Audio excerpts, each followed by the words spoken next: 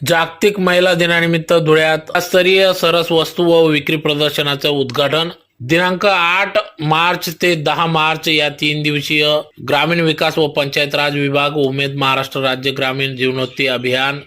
जिल्हास्तरीय सरस वस्तू व विक्री प्रदर्शनाचे आयोजन आजपासून धुळे शहरातील गरुड कॉम्प्लेक्स या ठिकाणी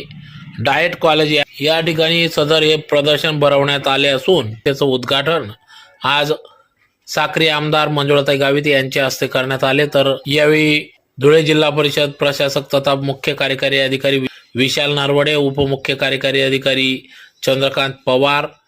उमेदचे उद्धव धारणे, बांधकाम विभागाचे अधिकारी मुकेश ठाकूर आदी सर्वच मान्यवर पदाधिकाऱ्यांच्या उपस्थितीत सदर या सरस वस्तू विक्री प्रदर्शनाचं उद्घाटन या ठिकाणी करण्यात आले। तर यात स्वयंसिद्धा महोत्सवामध्ये 52 स्टॉल लावण्यात आले असून महिला बचत गटांना त्यांनी तयार केलेले उत्पादने विक्री करणे आणि शहरी बाजारपेठ अनुभवण्याची संधी या ठिकाणी देण्यात आली असून या प्रदर्शनात मिलेट कुकीज, चटणी, लोकरीच्या वस्तू, ज्यूटच्या वस्तू, लाकडी वस्तू, दागिने, लेडीज बॅग, ड्रेस मटेरियल, साड्या आदी वस्तूंचा समावेश असून या वस्तू केवळ वैशिष्ट्यपूर्णच नाही तर उच्च दर्जाची आहेत ते उपलब्ध करून दिले असून धुळेकर नागरिक जनतेने या ठिकाणी येऊन या वस्तूंची खरेदी करावी असे आवाहन या ठिकाणी प्रशासनाच्या वतीने करण्यात आले आहे। तर सदर